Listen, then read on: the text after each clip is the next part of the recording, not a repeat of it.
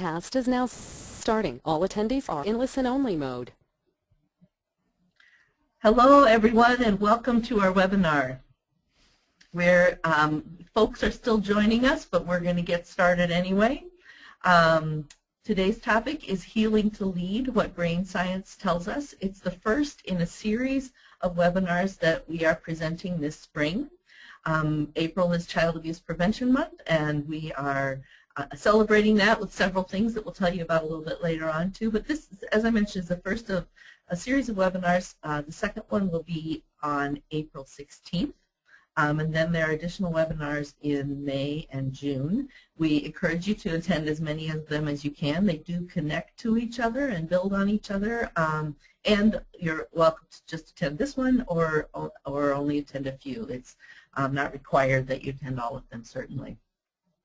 I am going to start in with a little bit of an orientation to webinars and what you can expect, and sort of show you around the system a little bit. All of you should see a panel on your computer screen that has several things on it which you can use to interact with us. We'd really like to encourage you to give yourself this time. We live in a world of many, many distractions pulling our attention all the time. I know, because I've attended webinars and have not always been fully attentive while I'm on them, how tempting it is when you're on a webinar to check other things. You're sitting at your computer, you may be at your desk. All the things that are pulling at your attention on a daily basis are there wanting you to attend to them. And one of the things we're going to be talking about today as we go through this webinar is our attention and making space to lead. And a piece of that is practicing attentiveness. So I'm encouraging you to do your best to stay involved in the webinar throughout the time today. We're going to make it interactive, really invite your participation, and I will be showing you around again the system that will show you how to do that. If anyone is joining only by phone, I just want to make a note that those who are will only be able to listen. You won't see what's on the screen, obviously, if you're not connected through a computer as well, and you won't be able to ask questions because we don't have a way to know that you're here and mute or unmute you. At the moment, everyone who has logged in is muted, is in listen-only mode. That's important for a webinar. We have over 50 people registered today, and life happens wherever you are, and so there's often lots of background noise, and so it's just not practical to have everyone unmuted. So, however, we do have a system for unmuting you one at a time, and that is through raising your hand. So I'm going to go to the raise a hand. Everyone should have a little picture of a hand on their the interactive box that's on your screen.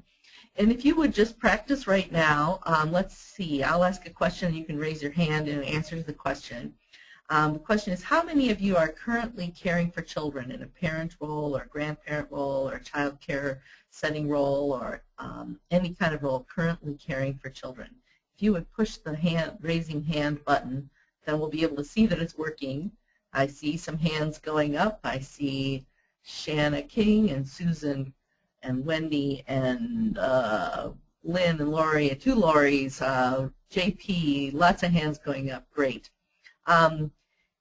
If you are help parents or work with families and caregivers to support them in their caregiving role, now raise your hand, add your name to the list. And if you're a neighbor and bring to mind a child in your life, and as you bring that child to mind, raise your hand and think of yourself as part of their team.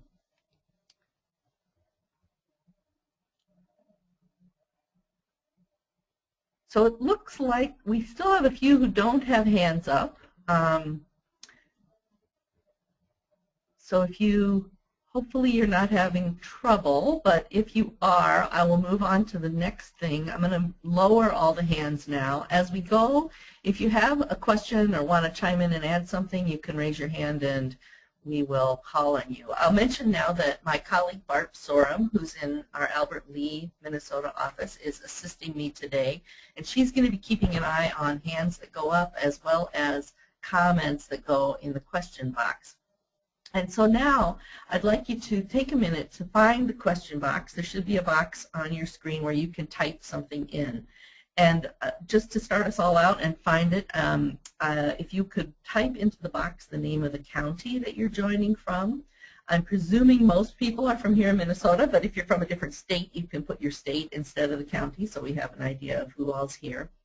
And then just type into it so we get a little sense of everyone who's here, a little something about what draws you to this topic, why you chose to participate in this webinar today. And I'm going to ask Barb to read a few of what shows up in that box.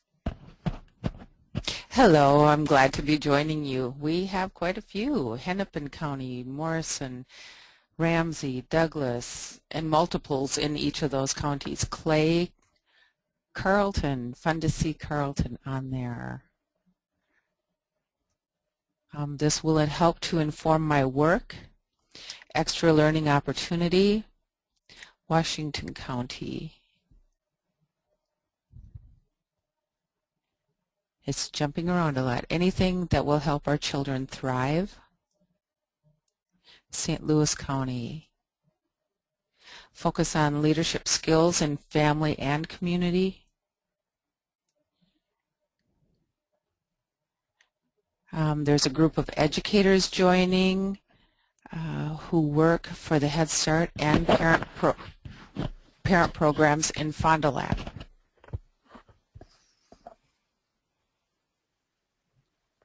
I see a hand up, Barb, from Lori Berg, so I'm going to unmute Lori and see. Lori, would you like to speak? What's on your mind?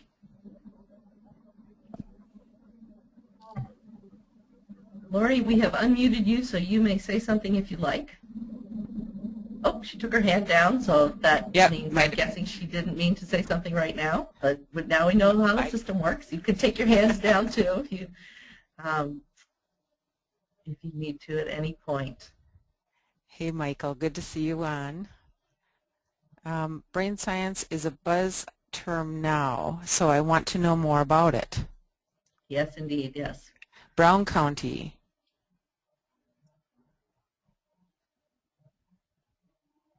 I work with students in special education who demonstrate great needs and executive functioning. Great. Well, thank you. It's really helpful to me to have a sense of who's here and what's on your mind, and I think we'll touch on many of those things. I'm going to move on to here and ask you all to take a couple minutes to just bring yourself to the webinar now. And I forgot to mention on the last slide, if you don't have a pencil and paper handy, I'd like you to get one. And we're going to be doing a number of things that involve you. And for right now, just to spend a couple minutes in quiet, which is something we don't do much, especially on webinars. I'm going to give a full 2 minutes, which will seem like forever probably, for you to sit in quiet and ponder this question: what healing practices does your culture encourage? And maybe make a note of those. And that's just sort of a way to get us all sort of focused and starting out together. And then we're not actually going to share the responses to these right now, but we will reflect on them later in the webinar. So take a couple minutes now just to ask yourself that question and see what comes up for you. What healing practices does your culture encourage?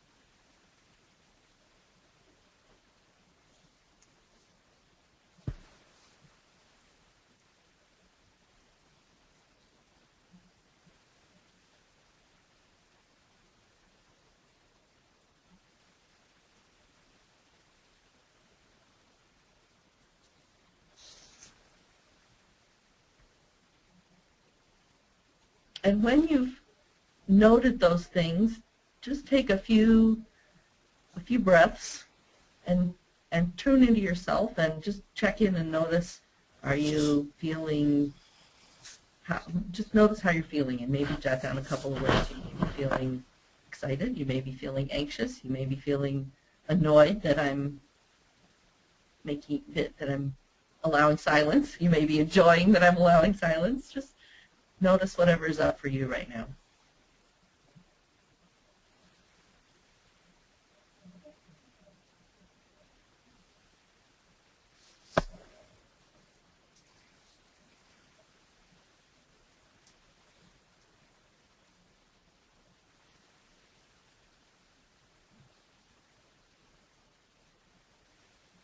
So the objectives for today's session, we're going to do an introduction to some basic brain science, looking at the impact of trauma on the developing brain, of course, the life course, as well as the possibility for healing and growth throughout life. We're going to take a look at a couple of brain-based topics in leadership research, emotional intelligence, and mindfulness. And we're going to discuss the implications of this research for leadership development and nurturing healthy children. It's particularly interesting to me that the very things that develop leadership also really contribute to nurturing healthy children. So it's a wonderful cross-section of information and possibility for us. And then we're going to share a few leadership and healing development strategies based in this present science. I have a couple of reminders as we start. First of all, this is a brief hour-and-a-half workshop, and I am not a neuroscientist, so many of the references to our physiology are simplified for the purposes of this presentation.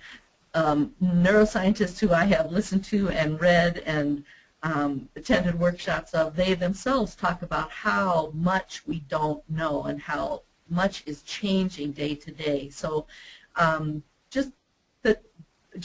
they hold lightly. These are things we're learning, very exciting things we're learning, and we just know a little tiny slice. Many sources of research and theory are provided. I've included resources at the end of this presentation. We will share with you, email to you the slides from the presentation afterwards, as well as an evaluation, which we hope you will give us feedback on the workshop today. We really do take seriously what works for you and want to be responsive to that. If you have any questions, you can feel free to email me. If I don't have an answer, I'll try to find somebody who does and direct you to them after the presentation. And I don't know, Barb, in my screen, the little question box pane is showing up. I don't know if there have been any new additional questions that we should address before I move on. Are you saying you cannot see the question box? Oh, I'm just wondering if there have been any new ones. Beltrami County, in Bemidji, Welcome. Early Head Start. Yep, Charmaine, always fun to have her on. Joni, I'm wondering, she said a couple times that she couldn't hear, but it was during the pause, so I'm wondering if she can hear or cannot hear. Right, if somebody can join. Yeah, if you can hear, just go ahead and type in, yep, I can hear, otherwise... I will say, I'll mention in your, we can't hear though, that's hard to, but I know. For anyone who can't hear, this is me telling this isn't going to help, is it? But Barb, you could maybe reply in the text box that she could try the audio section and join by phone alternately if the computer, people can join by audio or by phone, and in the audio section you can change that selection if you prefer to listen through the telephone rather than through your mic and speakers. That's something to try. Okay. Okay. So what do we know about our brain? I am going to start in, and I'm going to minimize my screen a bit because I want to know from you all what you already know. Uh-oh, now I'm going ahead of myself here. And I'm going to add whatever you all have to say. So what do you know already about our brain and how our brain develops? And you can raise a hand and Barb will call on you. You can type something into the chat box, and I will add it in as we go here.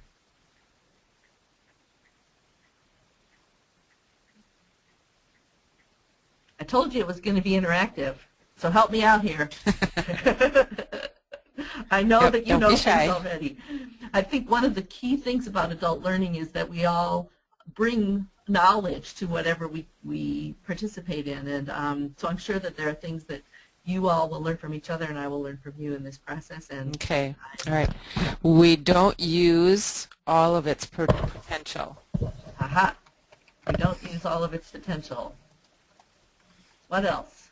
Grows from the bottom up and inside out. Directional development. Needs oxygen. The judgment part of the brain doesn't develop until about age 25. So hang on, Barb. Give me a sec to catch up Yep, here. yep. Oh, trying to be fancy, and I'll just stop trying to alternate colors. So I'm going to say the prefrontal cortex. Prefrontal cortex has a window of development in adolescence, and that's the executive function. So when you said the judgment part, the part that can plan for the future and has the executive function. And I can't remember what the person who chimed in said. Read that for me again, Barb. The judgment piece, Yes. the judgment part of our brain doesn't develop until around age 25. Right, right. And isn't complete until 25 or 26, yep.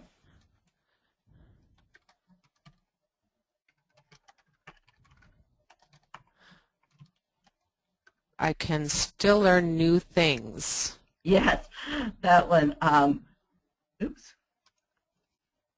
This is easier when I'm more used to doing this on a piece of newsprint. Okay, I can still learn new things. Mm-hmm. That's Develops right. New pathways are formed throughout life. And for those of us who were following this 20 years ago, we thought that there was the belief then, so this is an example of how much things changed, was that you had a certain number of brain cells and you sort of lost them from birth on, and that's no longer, now know that we can continue to learn new things. What else? Develops most rapidly during early childhood. Yes.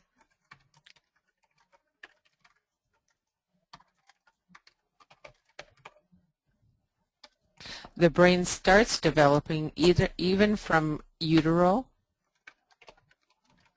Right. And is shaped by experiences.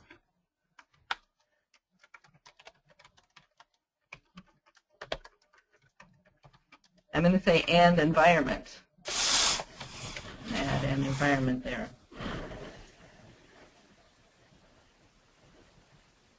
Sustained trauma affects our brain development.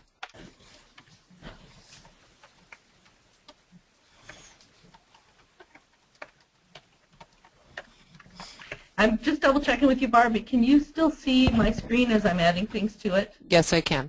Great, thank you. We're discovering more all the time. In other words, we certainly don't know everything that there is to know yet.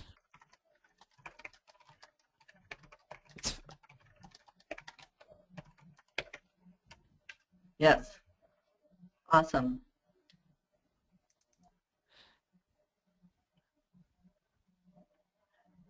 Our brains are plastic and continually makes new connections.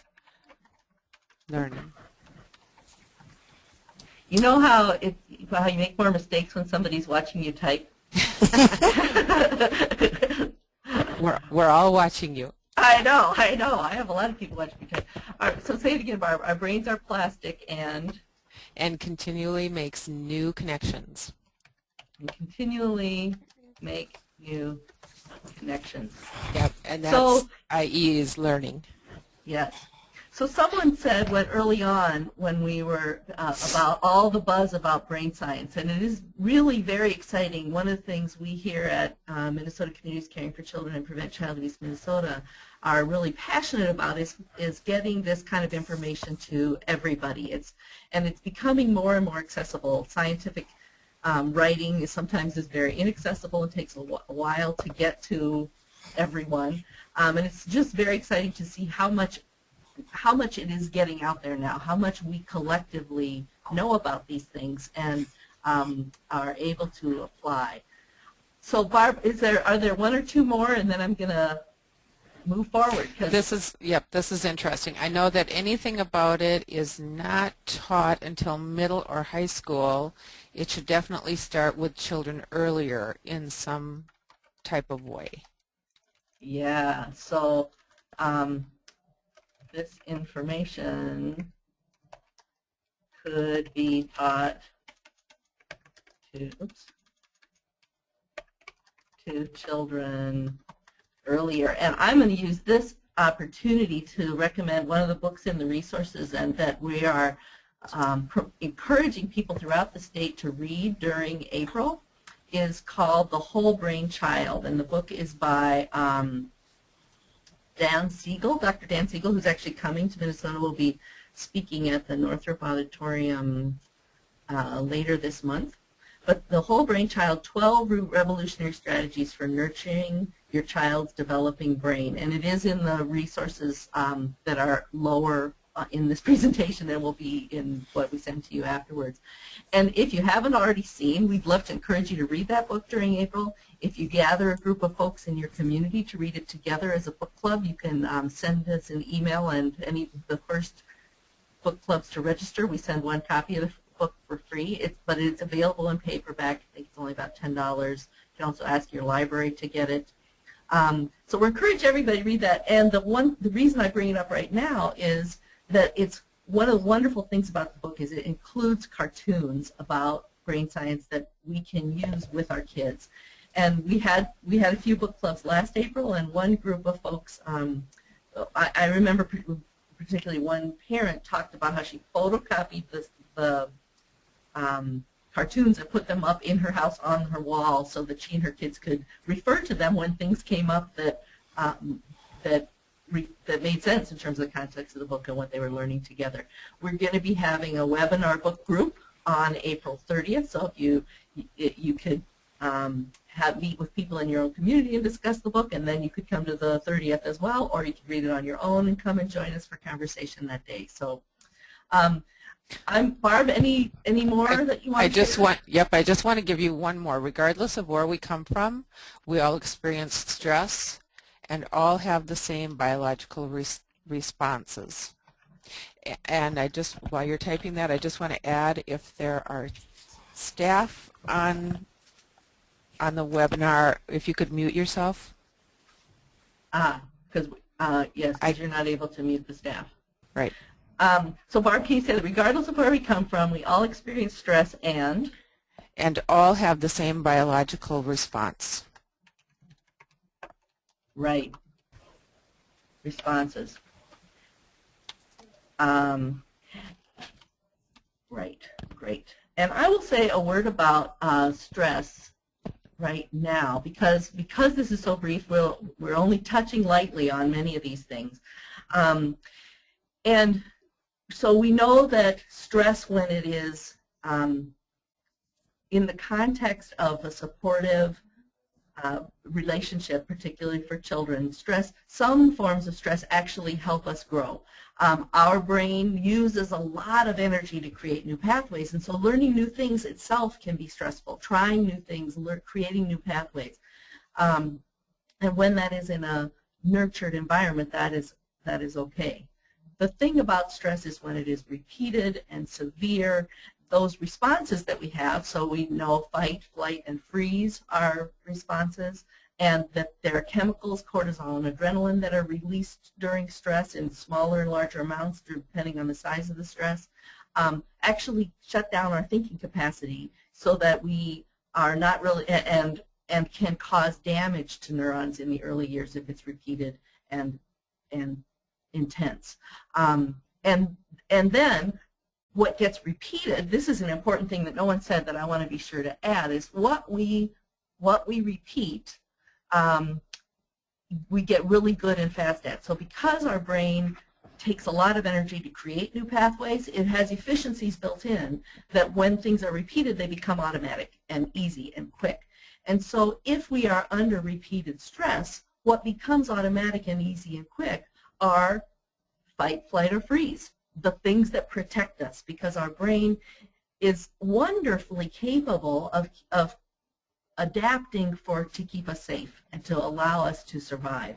However, unfortunately, so when we have an adaptation from one environment that is in conflict with another environment, that's when there's a problem. So if as a child we've been in a very, very dangerous environment growing up and have a very well developed fight, flight, or freeze response, are always on the lookout and expecting something dangerous to happen, and then we show up in a classroom where we are not expected to fight, flee, or freeze easily and quickly, you can imagine the kinds of problems that that causes and the responses that happens, and how even the teacher's response, or the people who respond to children who go quickly to those things, who have adapted to need those things, then reinforces that the world is a dangerous place.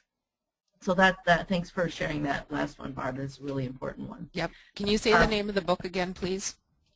The book I mentioned earlier, it's on the resources that you'll see on the screen later on, and will be mailed to you as well. But it's called The Whole Brain Child. That title is enough. You can find it with the title. Okay. Whole Brain Child. All right. Thank you.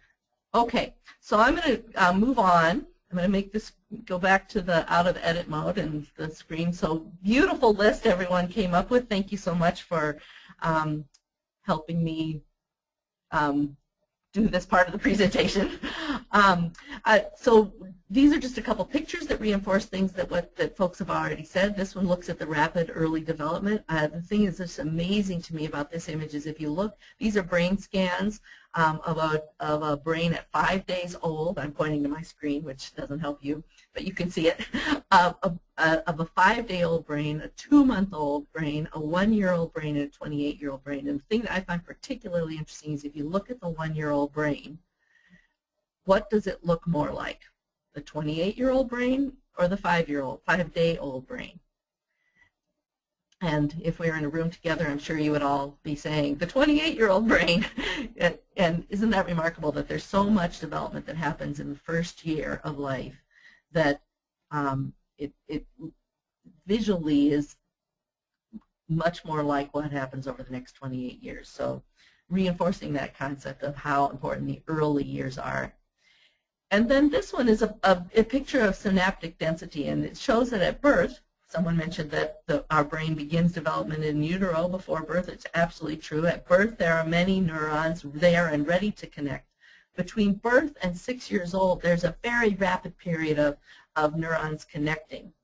And between 6 years old and 14 years old, you can see that it starts to be fewer connections, a less dense area in that image. So we call that period between birth and 6 years old arborization, like a tree or a grapevine, an arbor that is filling out and getting thick. And then between 6 and 14 years, there's a pruning process. And essentially what happens between 6 and 14 years is those pathways that are repeated become stronger and faster, as I mentioned earlier, and those that don't get used tend to fade away. So what we repeat, what happens repeatedly to children is very important in how their brain continues to develop. So this one I put here because we're going to be moving from talking about brain science into talking about emotional intelligence, which there's quite a bit of research around emotional intelligence in leadership, and I believe those same things apply a lot in terms of nurturing children as well. And the reason I put this slide up here after the one we just looked at is because those pathways that get repeated and get automatic happen automatically and get us to outcomes that we may or may not want. So when we have a strong emotion, we have a habitual emotional reaction, it can get us into thoughts that repeat and into behaviors or reactions that are almost automatic and arrive at an outcome which we didn't necessarily choose. Our emotions drive our thoughts drive our behavior drives results and outcomes. And stress chemicals influence those emotions, and skill options too. I mentioned before that when we're flooded with adrenaline, cortisol, our thinking brain, the prefrontal cortex, that part that we talked about developing in the adolescent years, is shut down, because when we're in a dangerous situation, a really dangerous situation, if we think about our ancestors long time ago in the jungle and we see a tiger or a lion, we don't want to stop and think, wonder what I should try with the tiger today. I wonder what new kind of response I might have. No, we don't want to think. We want to either get out of there as fast as we can. If we can't get out of there, we want to fight. If we think we can, that will survive. And if we know that we don't stand a chance in a fight, we want to freeze and be completely still and hope that we're not noticed. And so if we have practiced any of those responses, those become automatic and get us to outcomes that, most of the time, the stresses that we face are not a lion in the jungle. Sometimes we are under a situation, and particularly if children have been in dangerous situations in those early years when the brain is developing so rapidly, those responses become automatic and get to outcomes that may not be the kinds of outcomes that they want. We're going to, so emotional intelligence is essentially, early on I said we're going to talk about emotional intelligence and mindfulness as two bodies of research that contribute to thinking about how can we choose the pathways that we want to repeat and develop now. To start healing, because as someone also mentioned early on, we all have some stress. We all have some habits that are created that don't serve us now. And so when we start looking at healing ourselves to be leaders and to be the best caregivers we can for children and families, these strategies become helpful. Another thing I wanted to mention about our brain development, which we didn't talk about earlier, is this concept of serve and return. Children from a very young age reach out to adults, and the adults respond, and it's in that interaction that the neurons start to wire. And that happens throughout life. So how we reach out to and respond to each other creates pathways. And just to sort of expand the view a little bit, if you think of the pathways in each of our brains, our brain is an interactive organ, so there are also pathways between us. And when I know I have some habitual pathways with my children that I have a son who's about to graduate from high school, and some of those are wonderful pathways that we have created and reinforced over the years that happen automatically and are great for us, and some of them are not so great. There's some things when my kids bicker with each other or when they're in a bad mood, I have an automatic reaction that doesn't help. And we have created interactive habits. And so there are habits within our brains, and there are habits between us that happen in this interaction. And so our brain is an interactive organ, and how we relate to each other really matters. We are literally wired into one another's biology. We're connected in a physical way because of the way our brain adapts to our environment and to each other because we are part of our environment. So this is the list that I came up with before we started, and many of the things you came up with early on are on here. We've talked about adapting to our environment and to experiences. That was a great addition somebody made to what I had. Now we've talked a little bit about serve and return. I talked about how it takes a lot of energy to build a new pathway. Think about a 2-year-old. We talk about the terrible twos, but often at the half years, kids have a frustrating time, and it's usually because they're just on the verge of some new skill, when they're on the verge of walking, when they're on the verge of making a leap in language. They can be frustrated, and the brain science underlies that because it's so much energy it takes to create a new pathway. We conserve energy by wiring automatic responses. We're wired for fear and survival. And we've talked about the lifelong impact of early trauma. I want to flip that and also say when we have a strong foundation of health, that also has a lifelong impact. And one of the things we talk about is how, like a house, the foundation matters. And if the foundation isn't strong, you can absolutely help, shore up the foundation, and the house can be strong and have a long existence, long and useful existence. However, it's a lot more expensive and takes a lot more effort than if you get the foundation strong the first time. So early health, investing in and supporting great start for all of our children early on also has a lifelong impact. Okay, so I'm going to just give a little word about emotional intelligence here as a strategy. This comes from, there's quite a bit of science behind this, a resource that I use for this is Daniel Goleman's work. He has a book called Emotional Intelligence. There's several newer books. There's one called Emotional Intelligence 2.0 and one called Search Inside Yourself by a Google engineer that actually treats both emotional intelligence and mindfulness. Is very accessible and lots of great strategies in it. But one way of looking at emotional intelligence is to break it down into 4 parts. Self-awareness, knowing when you're having an emotional reaction and when you're stressed and seeing the effect of your reactions on others. Self-management, employing tools to manage in those stressful situations. Harnessing your intuition and creativity. Being aware of others, tuning into them, noticing when they may be having an emotional reaction or a strong response to something. And then applying relationship skills to de-escalate conflicts and resolve them effectively. Inspiring and influencing others is another relationship skills, as well as working collaboratively with teams.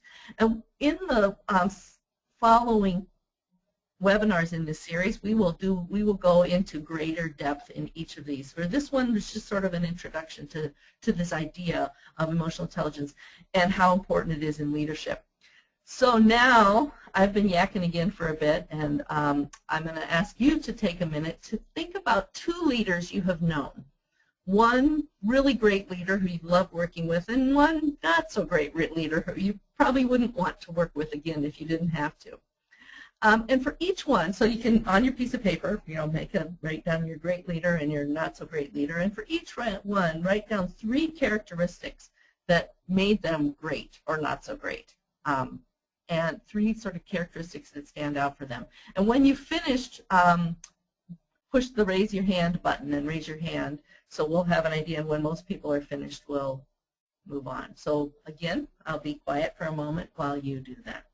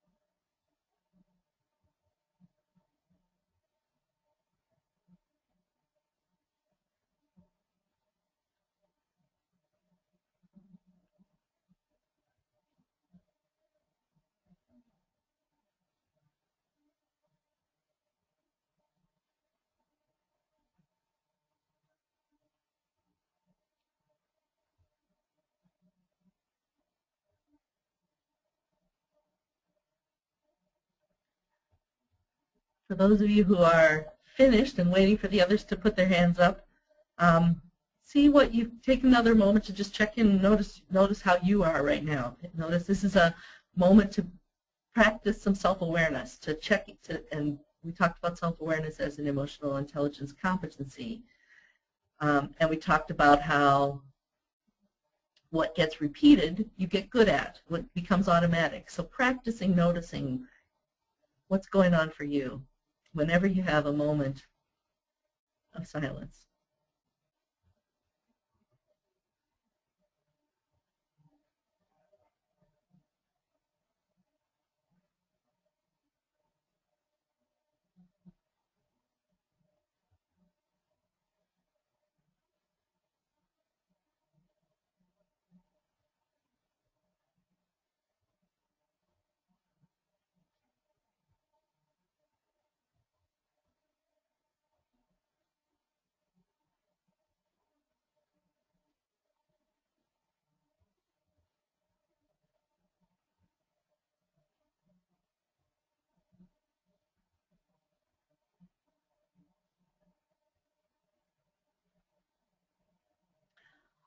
Okay, looks like most people have raised their hands, so I'm going to lower the hands now. And for those of you who are still working, feel free to continue. I'm going to move on here. So now I'm going to do a poll. I will leave the poll open for a couple minutes and watch it. And here's what the poll is. You should be able to see it on your screen in just a moment. And thinking of the answers that you just wrote down, and let's look at the. You can choose either one. You can choose whether you want to use the leader you really liked working with or the leader that you would just as soon not work with again when answering this question. The question is, how many of the characteristics, I'm launching it now, you should be able to see it, how many of the characteristics you thought about are emotional intelligence characteristics, as opposed to intellectual things that you would test on an IQ? Is one of the three that you wrote down, two, all three? And I think Barb can tell me if you guys can see the results while they're coming, or I may have to show you the results when we're done. Okay, I can see the poll. Can you see the results as they're coming in? No. Okay, so it looks like about 50% have voted in the full poll right now. Oh, now it's up to 60.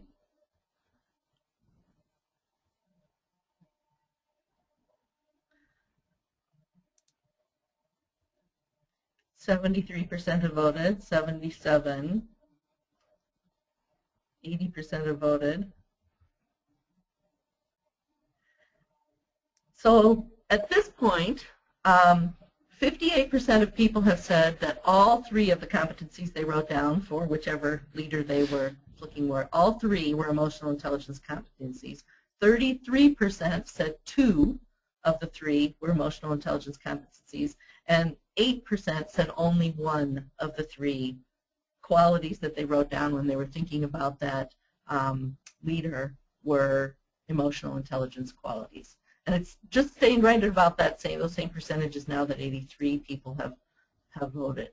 I'm 83%, sorry, of the participants have voted. I'm gonna, if you haven't voted yet, do so now if you'd like to. I'm going to close the poll in about 5 seconds. And then I think maybe you'll all be able to see it. All right, I'm closing the poll.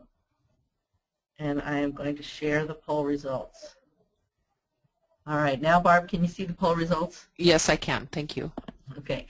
I'm going to just pause for a moment here and see if there's any questions or anything that have come up that we should respond to before I go on. I'm just checking in with you, Barb, to see if anything has come in the chat box. Or. Right. I was just going to remind, I'm monitoring the questions all the time, so if you have anything.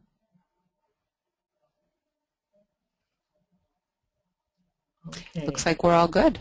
All right. I'm going to hide the poll now so that you can see the screen again. And Barb, can you just confirm to me that we're back to the slides? I see the slide that says poll. Okay. And I thought I saw, no. Okay. All right. Well, feel free to send a question, as Barb mentioned, or even raise your hand if you want to say something or ask a question at any point. It's always lovely to hear some other voices. Otherwise, Barb helps me feel like I'm not just speaking into the void, but would love to hear from any of you as well. We have one that really demonstrates how important emotional support is. Yes, right. And well, and emotional support in terms of when we were talking about servant interaction, how we work with each other and work with children, is what develops emotional intelligence skills. So yes, I mean, it's all, I have never done this exercise that you just did reflecting on the leaders that hasn't shown that the vast majority of what makes somebody a great leader or what shows a failure of leadership is often comes down to, in the vast majority of times, emotional intelligence competencies. And this information that I'm showing you now on the screen is from the research that was Daniel Goleman's, these came from Daniel Goleman book. The intellectual capacity, or IQ, there's only one cognitive ability, and that's pattern recognition that seems to differentiate outstanding leaders, whereas emotional intelligence is the differentiating factor in success for great leaders. 90% of the difference between outstanding and average leaders were linked to emotional intelligence competencies. Emotional intelligence is 2 times important as IQ and technical expertise combined, and 4 times as important in terms of overall success. And they've shown that across a wide variety of careers and job types. And in Google, for example, the person who wrote the book Search Inside Yourself, they've started emotional intelligence course within the company itself, because not only does it make people happier and enjoy their lives more, but it also makes for better employees and better outcomes for business. And so the author of that book sort of jokingly says, you know, his goal is world peace, and he's sort of tricking people to getting to it by using the fact that it actually improves business as well. So a little more emotional intelligence research. 85 to 90% of leadership success is emotional intelligence. High emotional intelligence salespeople produce twice the revenue of average performers. On a team, and our next webinar on the 16th, Karina is going to be talking about, Karina Forrest Perkins, our CEO here at Minnesota Communities Caring for Children and Prevent Child Abuse Minnesota, is going to be talking about trauma-informed teams and how to lead successful teams. So here's another team. Emotional intelligence IT workers collaborate and develop effective software 3 times faster. So that ability to work as a team and collaborate is key. And in all jobs, emotional intelligence is twice as important as cognitive abilities for outstanding performers in every field. And I started studying this myself about 4 years ago when I took a course through Inside Outcomes called Emotional Intelligence for Leaders. And I was so struck at the time by how much, when we're talking about leadership development, these very skills, self-awareness, self-management, awareness of others, and relationship skills are also the skills we want to nurture and develop in our work with raising healthy children and our work with ensuring that all children have a great start. Becky? Yes. Can people turn emotional intelligence on and off? Excuse me. Well, that is an interesting question. What I would say, I would refer back to the brain science in response to that question, and actually it leads really well into what we're going to talk about next, is that some of our automatic responses get in the way of emotional intelligence. So when we have a strong emotional reaction to something, ooh, and that makes me think of something that didn't come up in our list when we were talking about brain science, that I'm going to add now, is things that fire together, wire together. And I'm guessing that a lot of you have heard that phrase before. So the environment where you've had a particular experience. I was walking in a park yesterday where I took a class, where I took an audio class in that park. And when I went to that park, I was reminded of the stuff I learned in that class. I've heard people say if you listen to a particular kind of music when you study for a test, if you listen to that music while you take the test, you'll be able to recall the information. Now, and for children, things that may seem irrelevant to the particular pathway may have wired together with it. So if you have had a particularly traumatic experience and in a room where there was a brown rug, that trauma may wire together with brown carpeting, and whenever you're someplace where there's brown carpeting, you could have an emotional response. And so when you ask if we can turn our emotional intelligence on and off, I would say that our emotional responses sometimes are connected to things we may not even be aware that they are. And what we can do is practice to develop things that will support our emotional intelligence more of the time. When we talk about developing more emotional intelligence, one of the things we say is to be at our best more and more often. And so a big thing that I'm going to move into now is talk about creating a pause and practicing a pause. Because when we looked at that chart earlier that talked about emotions drive thoughts, thoughts drive behavior, and behavior drive outcomes. What we want to do to be able to choose something different, if we are aware, self-awareness, that we're having an emotional response and we can manage, that gives us an opportunity to choose a different response. And so that's developing the emotional intelligence and turning it on. Like we can turn it on by practicing it, I guess, is a response to that question. So I have in front of you a quote from Rollo May that freedom is the ability to pause between stimulus and response, and in the pause to choose. And we can have a reaction, which often happens if we haven't paused, or we can have a response, which we choose, and we can develop the ability to choose that response by practicing pausing. So here's another image that we can move. If we can move from self-awareness to self-management, then a pause is the key. So when we have a trigger and we're stimulated by something, the first step is to create a pause, to notice, wow, I am having an automatic reaction. And this is a tricky thing, because when we have a reaction, often we are angry. We can be angry or have some other strong emotion that may want us to blame somebody else for the feeling that we have, for the reaction that we're on the verge of having. And they may have done something that wasn't appropriate or that we don't like. However, if we can notice that we're having a strong reaction, if we can own that I have an automatic response to this kind of thing that often causes a reaction that doesn't help me get where I want to go, I have a great deal of ability to choose and have control. I can't control what somebody else says or does, but I can, if I pause, choose how I respond. So once we pause, that gives us the opportunity to self-manage and make choice in how we respond, how we react.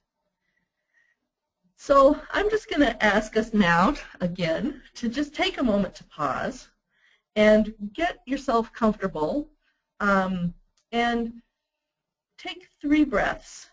And just, again, as we've done a couple times here, notice where you are right now, what you're feeling. You may notice if you have some tense spots, tense places in your body or not. You may notice what your reaction is to this webinar at this point. Just check in with yourself, and just for 3 breaths. And I'll take 3 breaths too, because it does me good to stop and pause in the middle of presenting. And when I'm done with 3 breaths, we'll start again.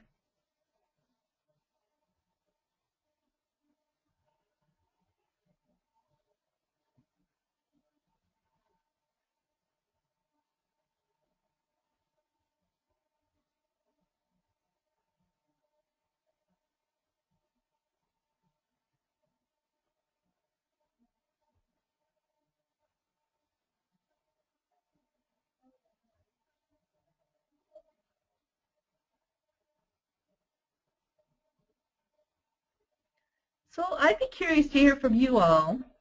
When you have a strong emotional reaction, what are some things that work for you to self-manage, to bring yourself back to a place of when you have a strong emotional reaction, cortisol and adrenaline are released, thinking brain doesn't work so well. We may want to go to fight, flight, or freeze. What are some things that you do to self-manage that help you get back to a place of being able to choose your response? And you can raise a hand if you want to speak. If I had a prize I could give to somebody who would raise their hand, I would offer it, because I'd love to hear some other voices, or you can type a response into the box and Barb will read them. What do you do to self-manage when you have a strong emotional reaction? Lori, I see your hand up. I'm going to unmute you. Lori? Yes. Do you have a question? Do you want to? No. Oh, okay. All right, just checking. I see Shannon also. Maybe I'll unmute Shannon. Do you have an answer to that question you'd like to share? Sure. So this is not the flight part at all. It's more like a big person's timeout. rather than reacting right away. I'll walk away and take a few seconds, come back to myself rather than making that. I guess that's the pause, but I physically have to remove myself from that environment so I can kind of take that pause. Yeah, and it's great to have that distinction, to be aware that you are choosing to disengage in order to re-engage, in order to come back and respond the way you want to, and that you made that distinction between flight, because flight, a lot of times we move away, and to notice that. And even if you notice yourself going to flight, that's if you're aware of it, you have the opportunity to say, oh, I'm running away, let me turn this into some self-management to be able to come back and respond the way I want to. Thank you.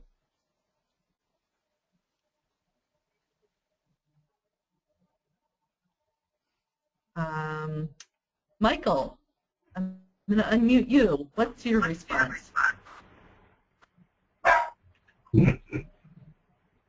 Michael Klein? Oh, hi. I didn't know you called on me. Sorry about that. Hi, Becky. Yeah, kind of like what Shannon said, it's really important for me just to take a long, deep breath, and many times in situations like that I cannot remove myself, but just taking that deep breath, it helps me center, and then it's like it puts a whole new perspective on everything. Mm-hmm. Thank you. There's lots and lots of research actually too, and since we've been tying a lot of this to what the science says that breath, paying attention to your breath, taking the deep breath really does make a difference. And it's interesting because a lot of this is stuff that we know. I mean, forever we've talked about parents counting to 10 before you respond. And the thing that I think has been missing in our in the way we share this information and encourage it with parents is the piece about practicing it. We say take a deep breath when you're mad, but then we expect to just be able to do it when we're mad. And if we haven't repeated that habit of practicing, of pausing, of taking a deep breath when we need it, then all those other pathways that we have practiced that have become automatic are the ones that are going to kick in. And the stopping and pausing to take a deep breath is going to be very difficult because the science says creating a new pathway takes a lot of energy. So practicing the things we want to be able to do in those tough moments is incredibly important. Barbara, has anybody typed anything in that you'd like to share? Pretty much on the same order. Remember to breathe deeply. Music if possible. Mm-hmm. I walk away, take a deep breath, then I come back to the situation, take a time out and think through it. Remembering that I am under chemical response. Mm-hmm. And take a deep breath and excuse myself from the situation just for a moment. I seek time to pray and to just relax, knowing that I don't always know the whole picture in a given situation, and that I'm simply taking a moment to process. Thank you.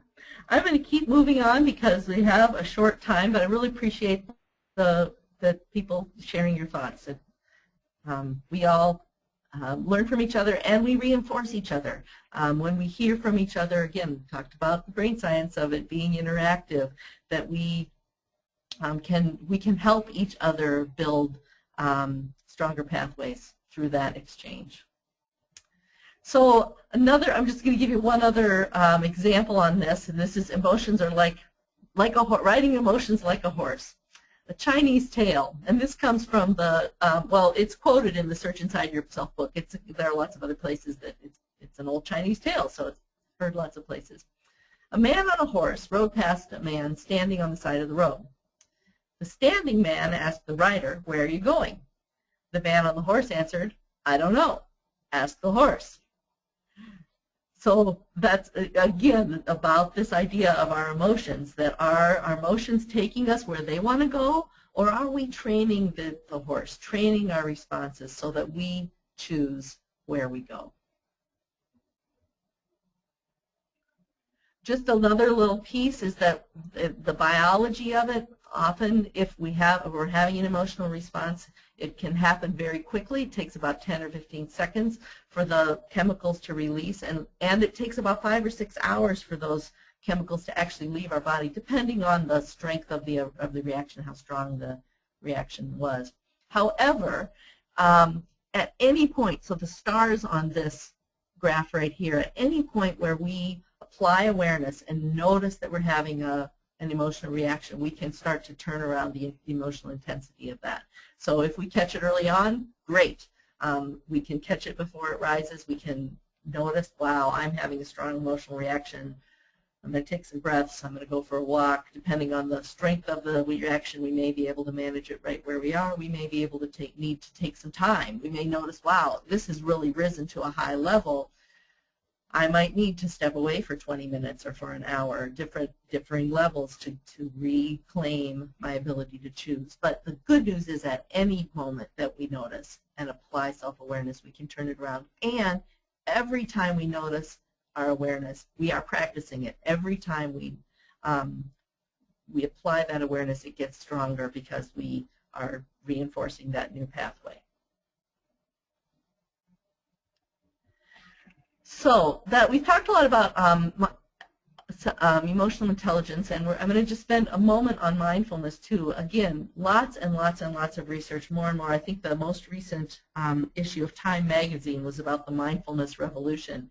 And so as brain science is a hot topic, mindfulness is a hot topic, and it's hot right now because there's just a tremendous amount of science showing how much paying attention in a particular way, this is a definition from Jon Kabat-Zinn, on purpose, in the moment, and without judgment, is training our mind, is an amazing way to be able to train and practice to be able to respond the way we want to be able to be relaxed and alert and respond out of choice more and more of the time.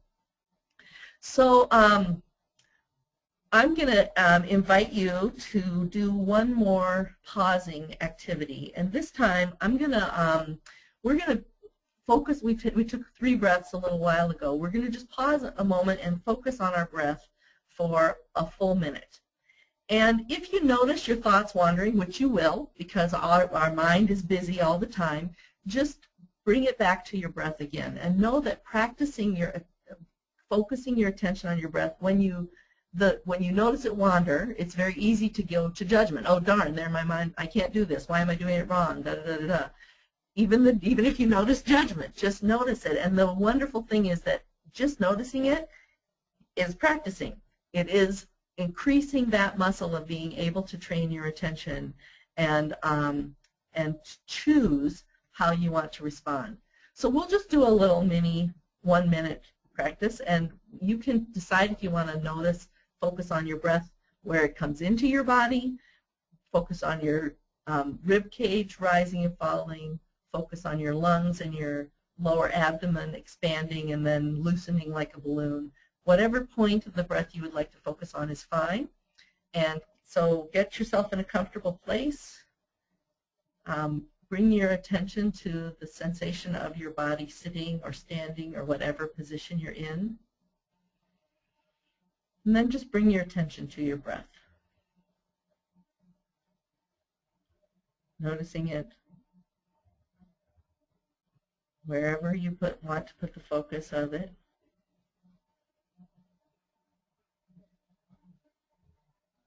Noticing the in-breath and the out-breath.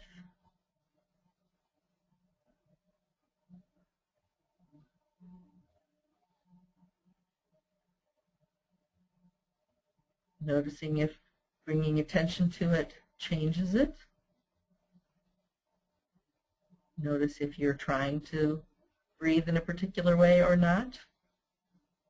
But always just noticing, not judging. Noticing whatever is right now.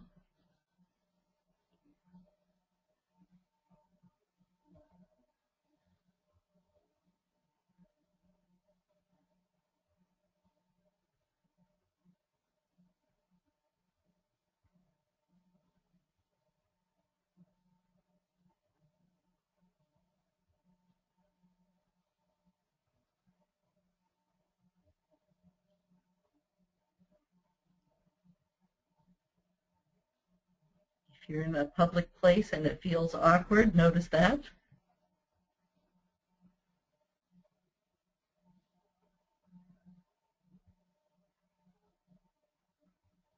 And then bring it back to the breath. Bring your attention back to the breath.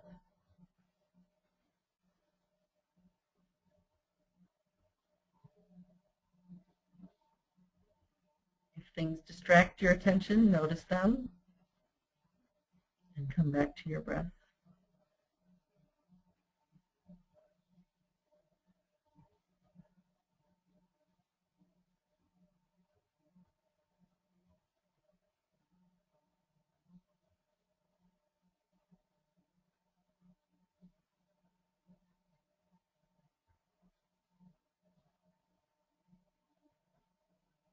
And then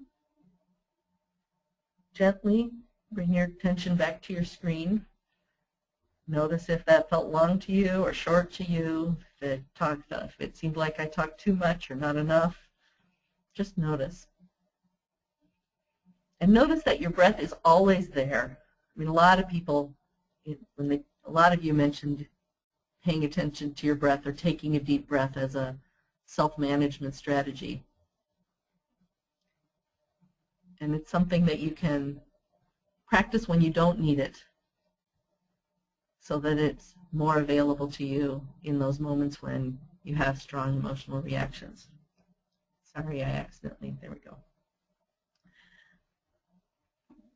Are there any comments or questions at this point?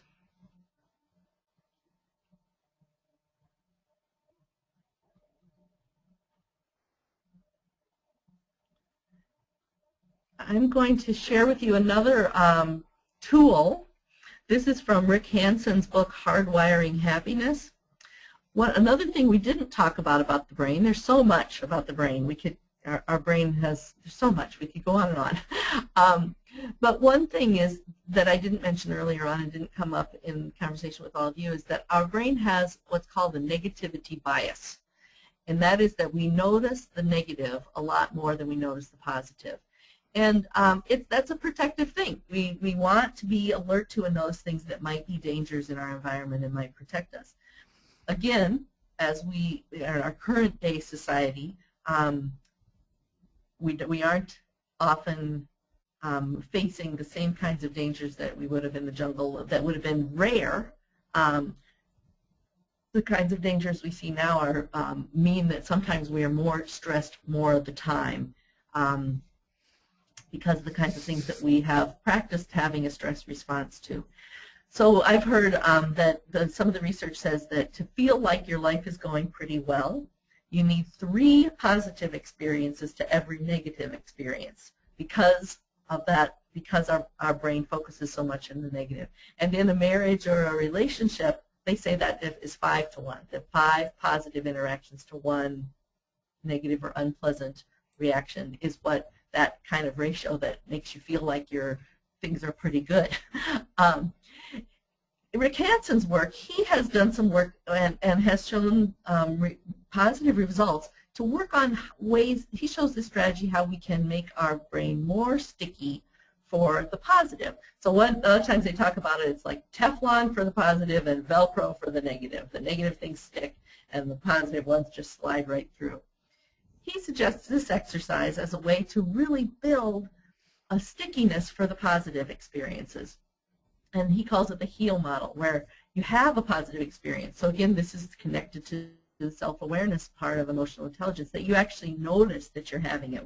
When you have a positive experience, you stop, you allow that experience to expand, you give it some space, you allow it to sort of sink into you. You imagine it sinking into your body. And then you link it to something that you want to change. Another piece of the brain science has shown that new pathways often form alongside of old ones. So, for example, if I know how to use, let's say I know how to use Windows 7 and I'm transitioning to Windows 8. Learning Windows 8 will feel very frustrating because I'm having to create new pathways and all those old ones that are so automatic don't work anymore. As I learn Windows 8, the new pathways, where I go to click to find how to print or how to format something, is going to form alongside the old pathway.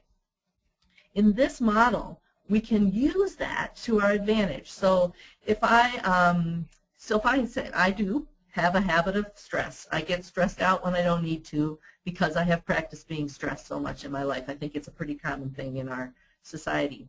And so if I say usually by about 1 o'clock in the afternoon at work, my coworkers will agree with this, I have a tendency to start eating whatever is around me. Now that's a habit I don't want to have. I don't want to change. The habit I want to change. I want to have a different response because I'm at that point in the day. My habit of stress may have maybe particularly strong at that point of the day.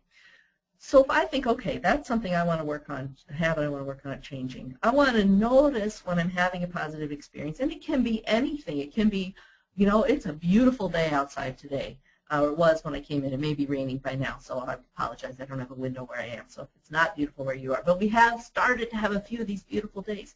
Just, wow, finally spring is here. When you step out of the door and you have one of those moments, stay with it for a second. Let that wonderful experience of spring expand and absorb, and while you're having that feeling of relaxation and freshness and joy that can come just from a beautiful day, you can bring to mind, I can bring to mind, oh, those early afternoons when I'm starting to get stressed and starting to go into automatic habits that I don't like. I can start to put that positive experience together with one that I may want to change. And you can use and apply this in whatever ways you want. So just a tool to share. So I have a few more things I want to have conversation with you all about now before we finish the webinar. So I'm going to go on to the next slide. And first of all, I want you to think back. At the beginning, we talked about cultural practices that support healing, and you just reflected on those and wrote them down at the very beginning. One thing I have found is that this science reinforces a lot of what we already know, a lot of what is true in many of our cultures. And so I'm curious, as you think about cultural practices from your culture, from your experiences, how do those fit or not fit with the information that was presented today? How can it be useful in your communities? How can this information reinforce the things that you know already work in your communities, or revive old traditions that our modern society may have pushed aside? Or what questions or challenges would you raise to the material that we've talked about that come from your cultural experience? So I'm curious to hear from you. I mean, one example we talked about is, count to 10 before you respond. Well, that certainly the science reinforces that. What are some other things that in your experience, in your culture, that the science either reinforces or that maybe your cultural experience would challenge the science to find new and more information? So now's your turn to join in and give your responses. Either by, you can type them in the chat box, or you can raise your hand.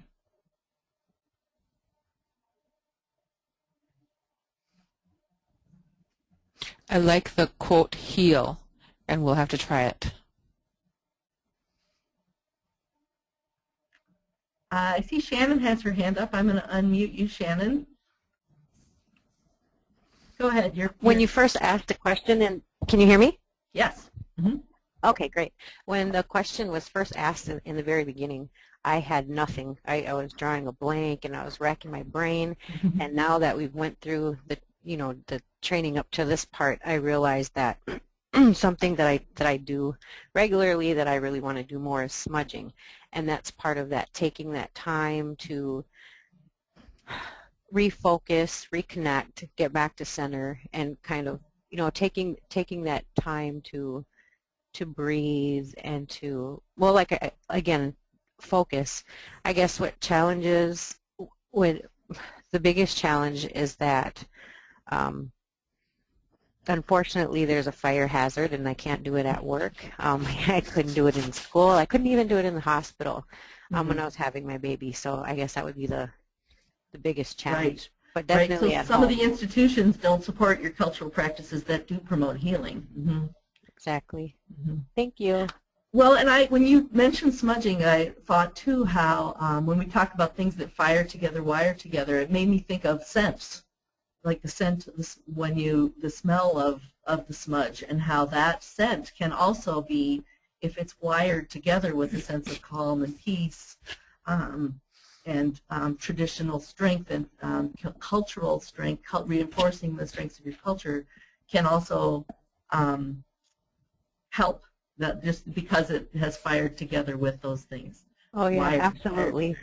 And you can intentionally wire things together. If there are scents that you could bring to your office, that or colors or things that something. If there's something about the smudging experience that could transfer to your office that is wired together for you with the smudging experience, it could. It's just an idea. I'm brainstorming, may not be useful to you or not. But No, absolutely. I actually have tangerine essential oil and lavender essential oil right here at my desk. So.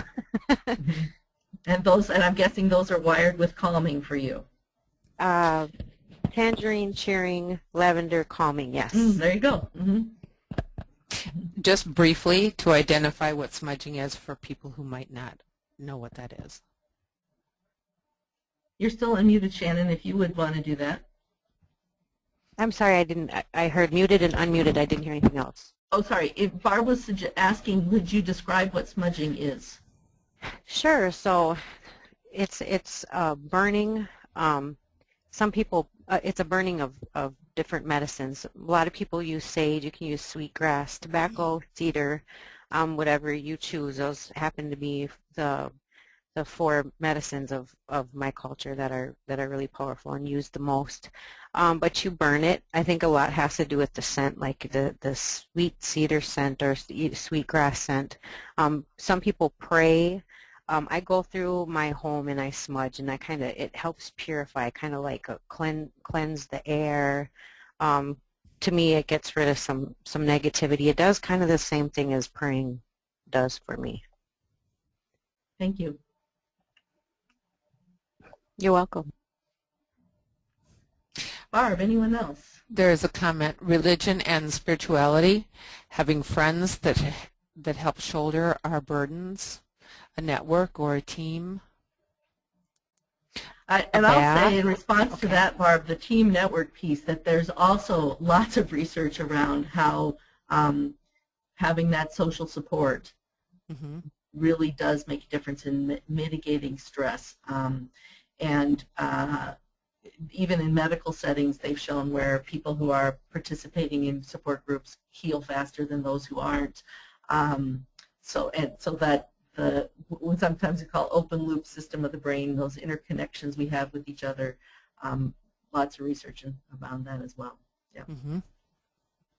Candles, glass of wine. Here's one that comments, the things that I thought of require the help excuse me, of professionals. I like that the examples given are self-regulating or healing. And both are useful. I mean, I think that many self-regulating tools can be useful, and support of informal supports and formal supports. All of those things can be called in when we need them. Yoga. Yoga. That's another thing I didn't. There's again so much about the brain, that our neurological system goes throughout our whole body, and so there's lots and lots of research about how interconnected our brain is with the rest of the body, and how it both sends information to and receives information from our body, and how our tensions, our body holds our tensions and our stresses for us. And so things like yoga that engage the body in relaxing, even noticing the body can help process some of those stressors in some wonderful ways. So thank you for bringing up the yoga and any other physical things people do to help relieve stress and engage the body in that process. I have one more comment here. I think we can help our children greatly by teaching our children forms of self-healing. Mm-hmm. Mm-hmm. Yep. And we can only teach what we can do ourselves. And so that's for working with each other. And so oftentimes I know I as a parent sometimes put myself behind. Like I have all these ideas of things I want my children to be able to do, but I don't give myself time and space to incorporate them into my own practice, to practice them to be able to do them well enough. And children learn from modeling. And so it's just to reinforce that we need to do that for ourselves and for each other as adults so that we can do it for children. Here's a good idea. Use of visual cues, pictures, charts. I like that one. Mm-hmm. Mm-hmm. Thank you. I'm going to move on because we're getting near the end of our time, and I want to be sure that we touch on we're near the end. This WIIFM, I learned, is a very important radio station in adult learning, and it stands for What's in It for Me. And as adults, to really integrate learning, we need to know what's in it for ourselves. So as we move to closure today, I would like you again to take your paper and pencil, and just for yourself, we'll give another moment of silence for you to do this. Think about what habits do you want to practice? And so knowing that, just reflecting on all of that we've talked about today, what we repeat, we get good at. It's very hard to do a new practice in a difficult situation where an automatic habit is very quick and automatic. I mean, it's just there. It's what's going to happen when we're under stress. What habit do you want to practice frequently when you're not in a stressful moment so that you can have it available when you really need it? And I would encourage thinking about practicing it for about 6 weeks. There's some research that shows that if you practice something regularly for 6 weeks, that it, even in that shorter period of time, can start to become more available to you. So as we move to closure, think about what you would like to practice and jot that down.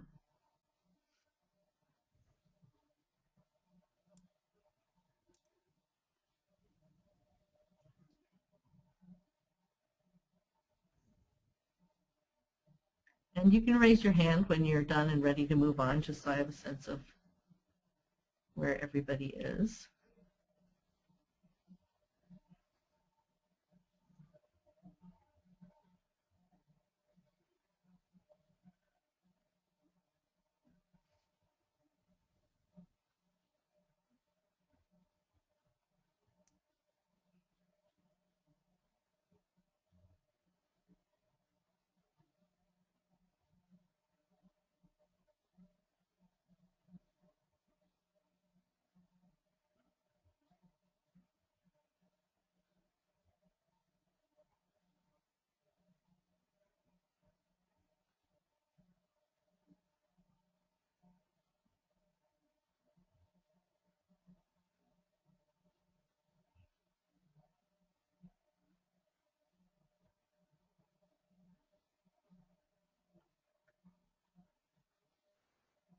Okay, it looks like most of you are ready.